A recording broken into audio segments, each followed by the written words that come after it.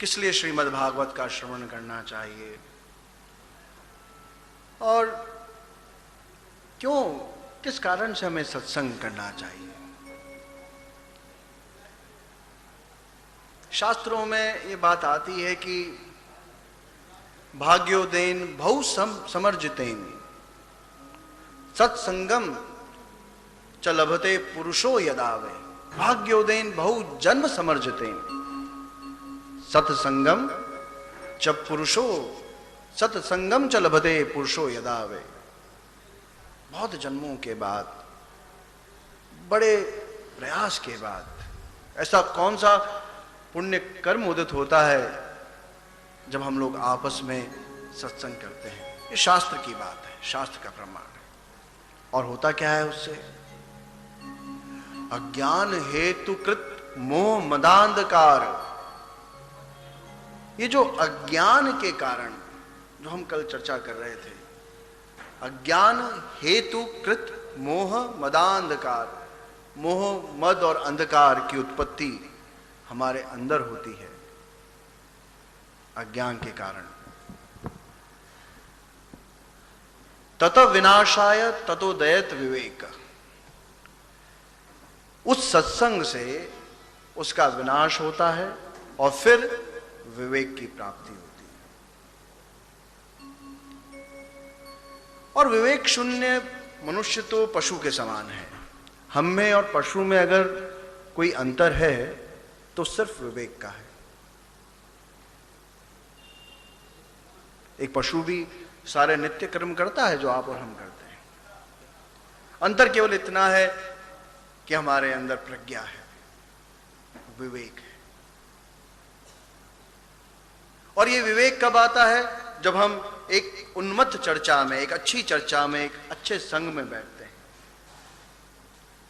चलिए, श्रीमद् भागवत तो हमें महान विवेक की बात बताता है कि महान विवेक क्या है। हम सामान्य रूप से भी अगर अपने जीवन में देखें तो अच्छी संगति में अगर हम बैठेंगे, अच्छी संगति में अगर रहेंगे तो हमारे आसपास की जितनी गतिविधियां हैं वो शुभ होंगी। हमारे अंदर एक ऐसा शुद्ध, पवित्र और सबको आनंदित करने वाला विवेक उत्पन्न होगा कि हमारी उपस्थिति से सबको प्रसन्नता रहेगी। भगवान गीता जी में कहते हैं कि मेरे भक्त का एक सबसे सुंदर लक्षण क्या है कि उसकी उपस्थिति से सबको प्रसन्नता हो, कोई भी उद्विग्न ना हो, परेशान ना हो। वो जहां पहुंच जाए वहां सबके चेहरे पे मुस्कुराहट आ जाए, चेहरा खिल जाए, क्योंकि मेरा भी स्वरूप यही है। मेरे भक्त का भी एक लक्षण ही है।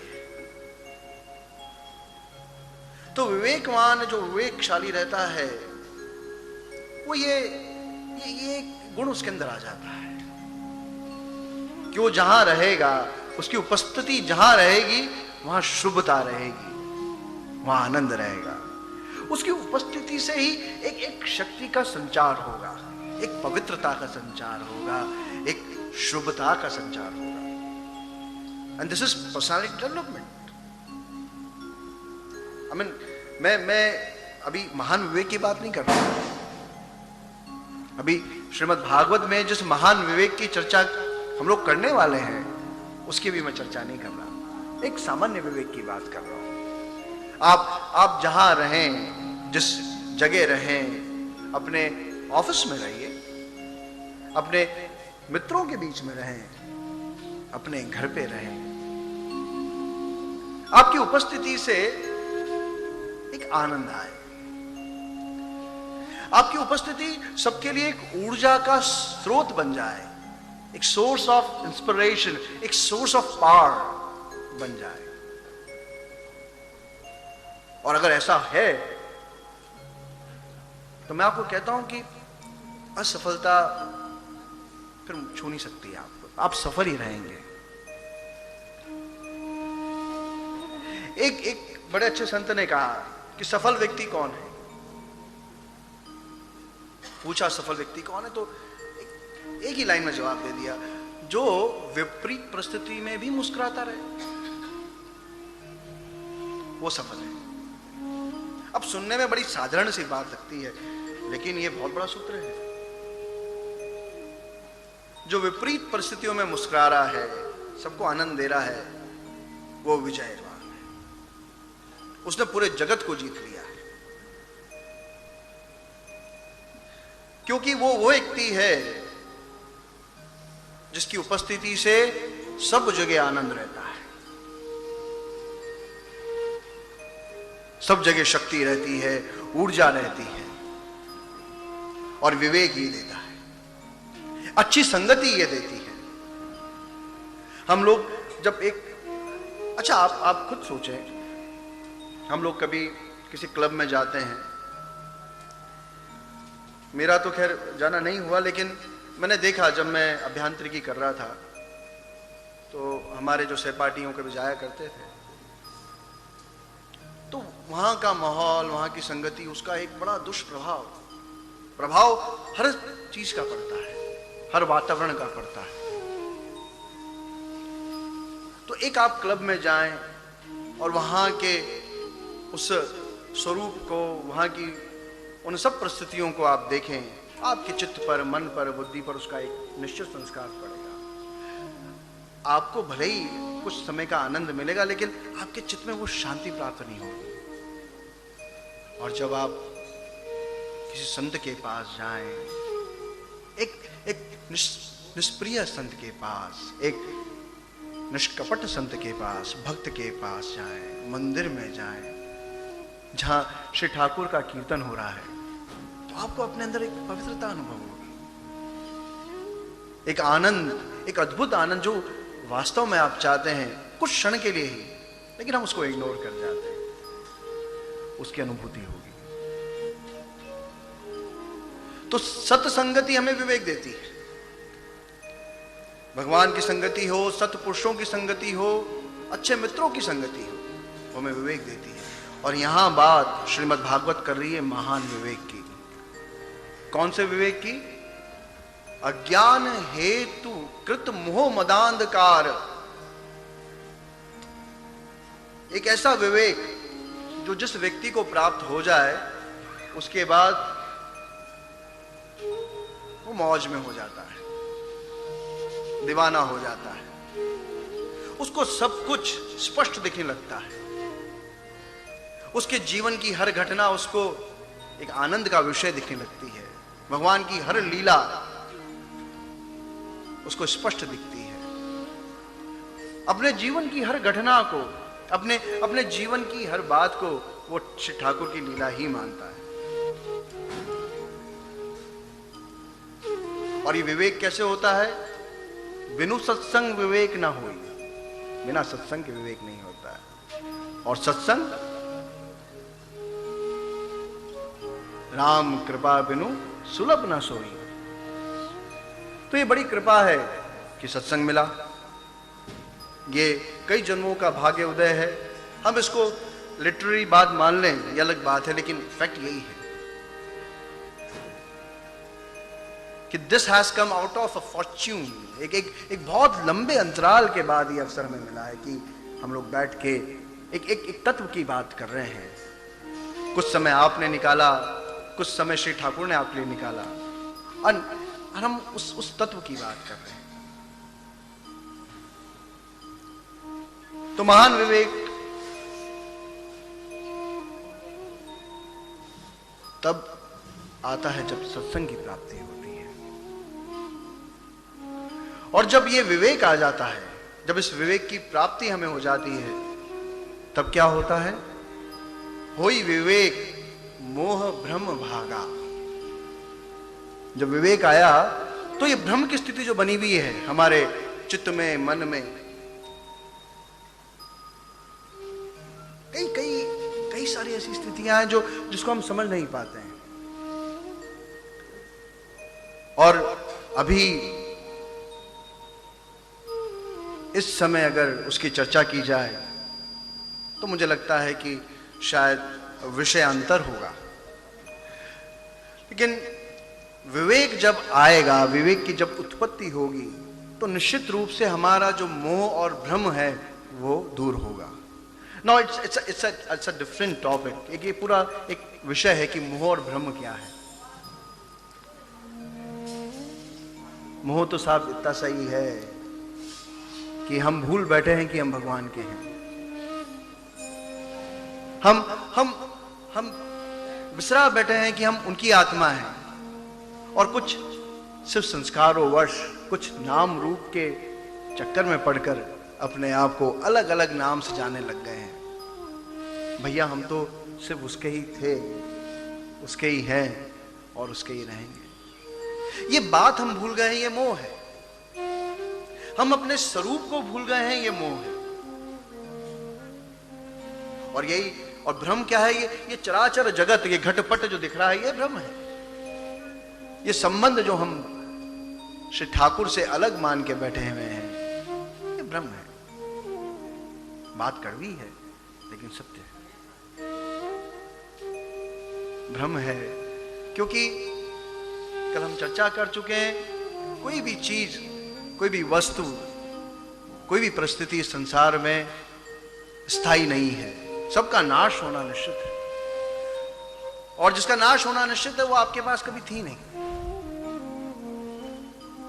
तो जब ये श्रीमद् भागवत को हम पूरा पी लेंगे, इसको पूरा अपने हृदय के अंदर उतार लेंगे, तो एक दिव्य विवेक की प्राप्ति होगी, और उस विवेक से हमारा मोह और भ्रम ये चला जाएगा।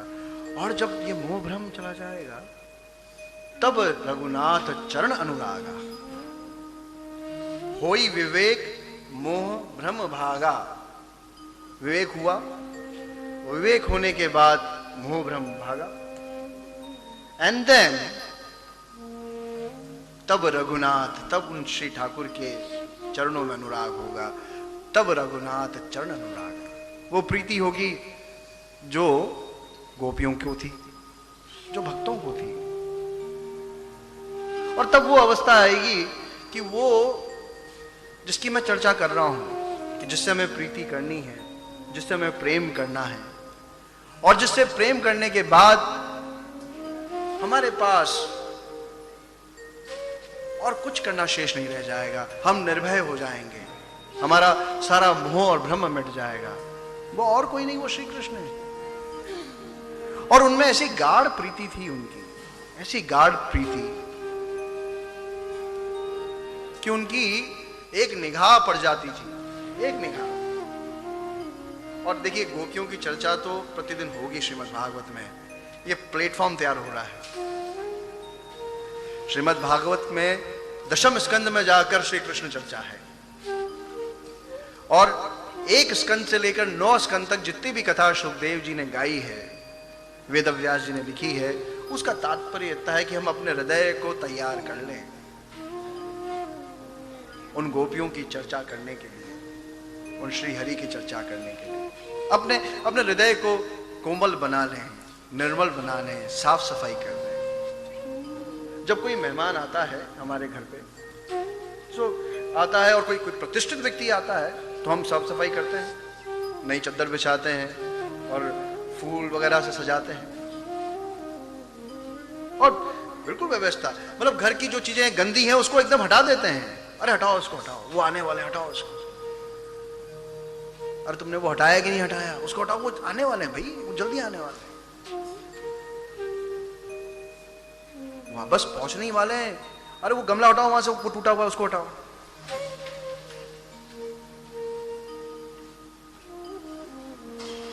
और यहां तो हम बात कर रहे हैं जो सबका प्राण है, सबकी आत्मा है, जिसने ऐसी अनंत सृष्टियां रची हैं, उसको हम हृदय में बिठाने की बात कर रहे हैं, उसको आमंत्रित करने की बात कर रहे हैं। तो हमें वो सफाई करना जरूरी है, अपने चित्त को, अपने मन को निर्मल बनाना जरूरी है, ताकि वो आके बैठ सकें आराम से। बढ़िया, ऐसी हमारे जजमान ने पहनाई, ऐसी जूही की माला हम उनको पहना सकें। एंड ही इज रेडी, वो तत्पर है। वो उनकी पोजीशन क्या है? कभी आप श्री ठाकुर का वास्तविक स्वरूप देखें तो फेट कस रखी है उन्होंने। बांसुरी डाल के फिट कर रखी है, एंड ही जस्ट रेडी कि कब मुझे कोई बुलाए और मैं पहुंचूं। He just waiting for us to cry. वो सिर्फ प्रतीक्षा कर रहे हैं कि हम उनको बुलाएं, वो विवेक हमारे अंदर आए और हम उनको बुलाएं। और गोपियों की यही स्थिति थी। गोपियों की तो खैर, वो जिसकी मैं चर्चा कर रहा हूं वो उनके सामने खेलता था, वो उनके इशारे पे नाचता था। वो कहती थी उठ तो उठ जाया करता था, वो कहती थी बैठ तो बैठ जाया करता था।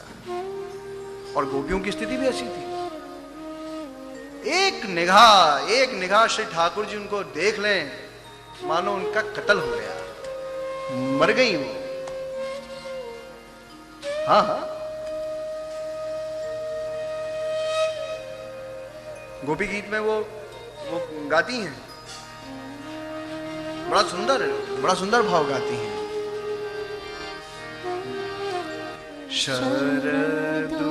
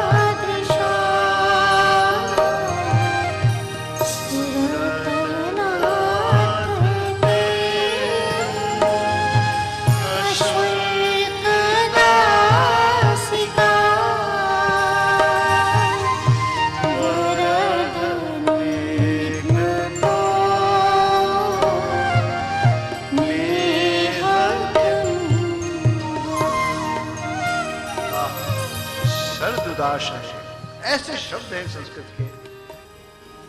अब भाषा मैं समझता हूं आपके लिए, लेकिन ऐसा सुंदर वर्णन है। शरदुदास है साधु जात सर। हे कृष्ण, तुमने हमारा वध कर दिया है, हमारा कत्ल कर दिया। कैसे? शरदुदास है साधु जात सर। एक सुंदर कमल जो भी अभी खिला है शरद ऋतु में, शरदुदास है साधु जात सर। सर सिजोदर श्री मुषा दृशा। सिजोदर, सर सिजोदर एक फूल, पुष्प, कमल। अभी अभी जो कमल खिला है उसकी जो पंखुड़ी है वैसी तुम्हारी निगाहें हैं, तुम्हारे कमल नयन है। और उन निगाहों से जब तुम तिरछी करके यूं हमें देखते हो कृष्ण, हम मर जाती हैं। शरदुदाशय साधु जात सत सर सिजोदर श्री मुषादृशा। और उसके बाद हम तुम्हारी दासियां हैं, अशुल्क, बिना किसी शुल्क की दासियां हैं। वरद निघ्न तो नेह किम वधा। उस कटीली निगाहों से, उस कटीली कजरारी आंखों से तुम हमें मार डालते हो। हमें क्यों मारते हो? हम तो वैसी मरी हुई हैं, अशुल्क दासी का। हम तुम्हारी अशुल्क दासी का है। कजरारी तेरी आंखों में ये क्या जादू टोना है? तेरा तो हसन औरों का मरण, अब जान हाथ से खोना है। तो मेरे कृष्ण, ऐसे आंखों से क्यों मारते हो? हम तो मरी हुई हैं, हमारे जीवन में रह क्या गया है? और अब तुम छोड़ के बैठे हो हमें, हमारी तरफ देख नहीं रहे हो। एक बार तुमने क्या देख लिया, हमारा तो जीवन नष्ट हो गया, हम तो कहीं की नहीं रही। अरे हम तो, तुम चाहो तो वो करने के लिए तैयार हैं, तुम कहो तो हम सब कुछ छोड़कर तुम्हारे लिए जो आदेश करो, आज्ञा करो, वो करने के लिए तैयार हैं। तुम पर न्यौछावर होने के लिए हम तैयार खड़ी हैं। तेरी सिर्फ एक निगाह की बात है। वो एक बड़ा अच्छा गाना है, पुराने गाने का थोड़ा मुझे, हमारी माता जी बड़ा अच्छा गाती हैं। हाँ, की बात है, मेरी जिंदगी का सवाल है, तुझे क्या सुनाऊं दिलरुबा, तेरे सामने मेरा हाल है, तेरी एक निगाह की बात है, मेरी जिंदगी का सवाल है, तुझे क्या सुनाऊं। तेरी एक निगाह की बात है, मेरी जिंदगी का सवाल है, तुझे क्या सुनाऊं दिलरुबा। तो इसका अंतरा भी, अंतरा इसका ध्यान है, आपको ध्यान है? तेरे हुस्न पर है मेरी नजर, मुझे सुबह हो शाम की क्या खबर, तेरे हुस्न पर है मेरी नजर, मुझे सुबह हो शाम की क्या खबर, तेरी जुस्तजू मेरी शाम है, मेरी शाम तेरी वाह, जुस्तजू, मेरी सुबह हो तेरा ख्याल है, तुझे क्या सुनाऊं दिलरुबा, तेरे सामने मेरा हाल है, तेरी एक निगाह की बात है, मेरी जिंदगी का सवाल है, तुझे क्या सुनाऊं दिलरुबा। हे ठाकुर, तेरी एक निगाह की बात है, मेरी जिंदगी का सवाल है। ये स्थिति कब आएगी? विवेक, जब विवेक हो जाएगा। भक्ति में मौज है साहब, भक्ति में मौज है। ये गोपियां बड़े मौज में रहती थी। भक्ति का मतलब घर बार छोड़ना नहीं है,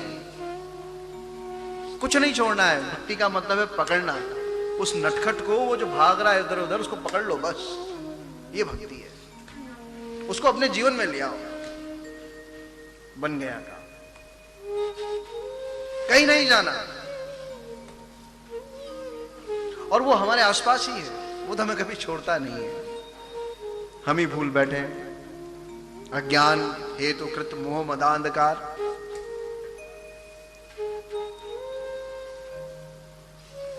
तो वो विवेक आए, वो विवेक आए जिससे हम ये बात समझ पाए कि श्री कृष्ण हमारे हैं, हमारे प्राण है और वही हमारे हैं। देखिए शरणागति क्या है? शरणागति, सरेंडर, सरेंडरनेस। हम जब सरेंडर होते हैं, किसी को समर्पण करते हैं, तो सच्ची शरणागति क्या है? शरणागति ये कह देना भगवान को कि हे कृष्ण, मैं सिर्फ तुम्हारा हूं। ये कह देना कृष्ण, मैं सिर्फ तुम्हारा हूं, सिर्फ और सिर्फ तुम्हारा हूं। हे मेरे प्राण, मैं सिर्फ और सिर्फ और सिर्फ तुम्हारा हूं। बस ये शरणागति है।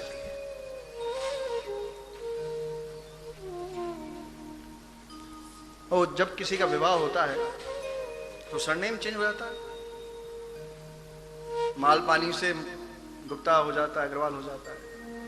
अच्छा, संबंध भी सब नए बन जाते हैं, रिलेशनशिप भी सब नए बन जाते हैं। तो ऐसे ही जब हमारा श्री ठाकुर से संबंध हो जाता है तो हमारे नए संबंध, नया नाम हमें मिल जाता है। और उसको जैसे एक नव विवाहिता स्त्री एंजॉय करती है अपने रिलेशनशिप को, वो पिता का घर भूल जाती है और उसके जो संबंध थे भाई भाई, उसके लिए वो इतने महत्वपूर्ण रहते हैं लेकिन इतने महत्वपूर्ण नहीं रहते। तो आप सब तो जानते ही हैं, आप सब, बाबा जी तो कोई नहीं है इसमें।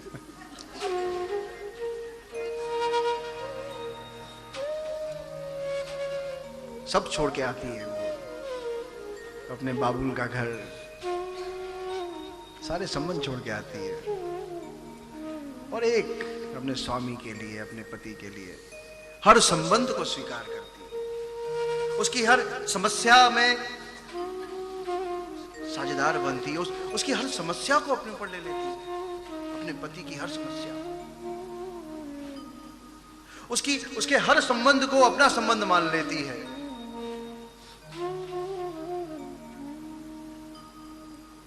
पराई हो जाती है और अपना पूरा जीवन लगा देती है अपने उस नए नाम को, नए परिवार को उन्नत करने में, खुशहाल करने में पूरा जीवन लगा देती है। पत्नी बनकर, मां बनकर, बहू बनकर।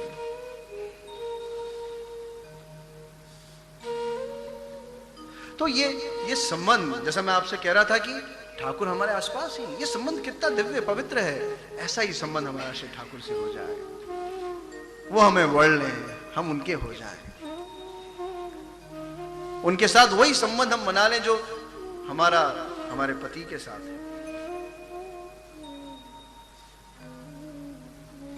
अब आजकल तो क्या है कि वो स्थिति सब, वो एक बार एक सम्मेलन हो रहा था और वहां नारी शक्ति की बातें चल रही थी सम्मेलन में, खूब बड़ी वुमेन्स एसोसिएशन का कोई सम्मेलन था। नारी ही सबसे बड़ी शक्ति है, नारी से बड़ी शक्ति कोई नहीं है। नारी चाहे तो ये कर सकती है, नारी चाहे तो वो कर सकती है, नारी चाहे तो पूरे विश्व को बदल सकती है। तो एक किसी पत्रकार ने पूछा कि फिर पुरुष क्या है? बोले पुरुष सहन शक्ति है। और परिभाषाएं बदल रही हैं, वो अलग बात है, बदलती रहती हैं परिभाषाएं।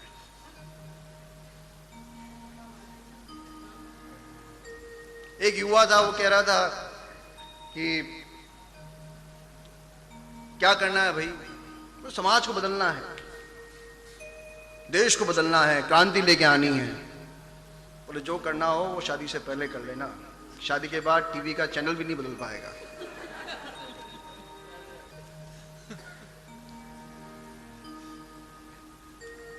लेकिन फिर भी पत्नी धर्म तो पत्नी धर्म है। ऐसी ऐसी सतियां हुई हैं हमारे संस्कृति में, जिन्होंने अपना जीवन दे दिया। और आज भी मैं तो जिनके बीच बैठा हूं, हम तो अपने समाज को देखते हैं, मुझे तो सब एकदम सती लगती है, जिनके साथ भी मेरा संवाद है, जिनसे मिलता हूं। और मुझे लगता है कि अगर ऐसा संबंध हमारा श्री ठाकुर से हो जाए तो बस बात बन जाए। यही संबंध होना चाहिए श्री ठाकुर से। किसी भी प्रकार एन केन प्रकारेण श्री भगवान से वो संबंध हो जाए। विवेक से वो हो सकता है। तो सत्संग हमें विवेक देता है। और श्रीमद् भागवत तो इसके लिए ध्वजा है, इसके लिए उद्घोष करने वाली है। श्रीमद् भागवत के महत्व में इस बात की घोषणा की गई है कि वो महान विवेक श्रीमद् भागवत के चिंतन से, मनन से होता है।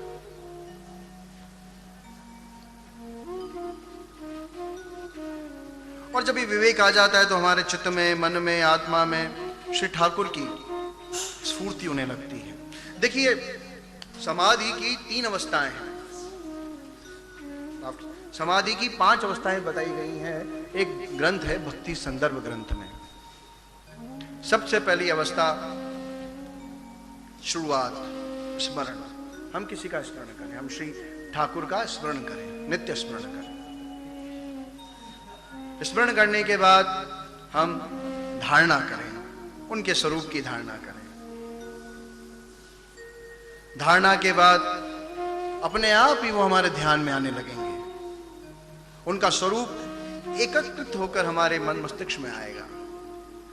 और जब वो ध्यान प्रगल्भ हो जाएगा, जब हमारे ध्यान में श्री ठाकुर आने लगेंगे, तब दृढ़ स्मृति श्री ठाकुर की होगी। हर समय उनकी स्मृति रहेगी, उन्हीं में ही हमारा ध्यान केंद्रित रहेगा, एकदम दृढ़ता के साथ, कहीं और मन नहीं लगेगा। और जब ये अवस्था मजबूत हो जाएगी, परिपक्व हो जाएगी, तब फिर समाधि होगी। और जो भक्त लोग होते हैं, मीराबाई, गोपियां, नरसिंह मेहता जी, इन सब की स्थिति ऐसी थी, ये हर समय समाधि में रहते थे, ये उस स्थिति पे पहुंच गए थे। तो श्रीमद् भागवत हमें वो रास्ता बताती है कि किस तरीके से हमें उस समाधि को प्राप्त करना है, उस श्री ठाकुर की नित्य स्मृति को हमें प्राप्त करना है।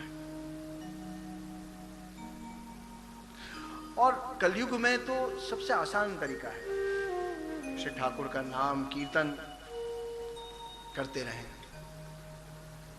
गाते रहें उनका नाम, उनकी प्राण प्रियतमा श्री राधा रानी का नाम।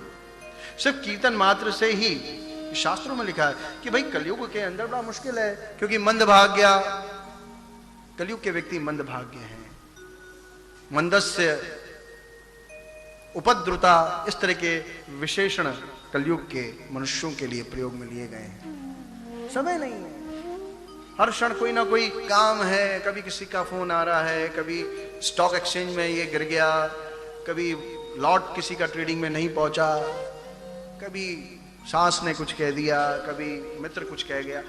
उपद्रव है, मंद भाग्यता है, भाग्य भी नहीं है इतना, मंद बुद्धि है। तो ऐसे में इतने सारे शास्त्रों को कैसे पढ़ा जाए? तो हमारे जितने भी शास्त्र हैं, श्रीमद् भागवत, उन्होंने कह दिया किसका रास्ता है। यत् फलम सम्यक कलो केशव कीर्तनात्। कलयुग में जो फल, यत् फलम नास्ति तपसा न योगेन समाधिना, जो फल तप, योग और समाधि नहीं दे सकते थे, तत्फलम लभते कलो केशव कीर्तनात्। कलयुग में वो फल श्री हरि का कीर्तन दे देता है। जीवने निधने नित्यम राधा कृष्णो गतिर्मम। जीवन या मरण में केवल मेरी एक ही गति हो, श्री राधा कृष्ण, उनके युगल चरण, उनका वो नित्य लीला विहार, उनका वो स्वरूप, उनकी वो चाकरी, उनकी वो सेवा, बस वही मेरी गति हो। ये हम सबकी प्रार्थना होनी चाहिए। और यही लक्ष्य है मनुष्य जीवन का, यही उद्देश्य है। This is the objective.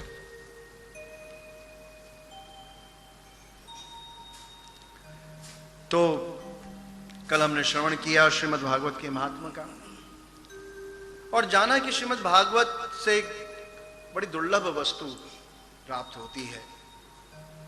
Shrimad Bhagavat से वो दिव्य भक्ति हमें प्राप्त हो जाती है, जिससे श्री ठाकुर हमारे वश में हो जाते हैं, अपने भक्तों के वश में हो जाते हैं। तो आइए श्रीमद् भागवत में प्रवेश करते हैं। प्रथम स्कंद। श्रीमद् भागवत में 12 स्कंद हैं, 364 अध्याय हैं और 18,000 श्लोक हैं। और संपूर्ण श्रीमद् भागवत में जो मूल बात प्रतिपादित हुई है, वो केवल श्री ठाकुर की भक्ति है। ज्ञान की बातें हैं, क्योंकि बिना ज्ञान के हम इस संसार की सत्यता को या संसार की असत्यता को समझ नहीं सकते। तो ज्ञान की बातें आवश्यक हैं, लेकिन वो ज्ञान जो है वो शुष्क ज्ञान नहीं है, वो भक्ति से परिपूरित ज्ञान है, उसमें भक्ति निहित है। वैराग्य की बात है श्रीमद् भागवत में, लेकिन ये वैराग्य विशेष राग है। एक जगह से राग हटाकर और श्री ठाकुर में राग हो जाए, ये वो वैराग्य है। श्रीमद् भागवत के अंदर जिस वैराग्य की बात की गई है वो घर छोड़ने वाली बात नहीं है, वो शुष्क वैराग्य की बात नहीं है, वो तो मौज की बात है। जो वैराग्य राग रसिको भव भक्ति निष्ठा। भागवत के महत्व में गौकर्ण जी ने अपने पिता को भजो राधे कृष्णा।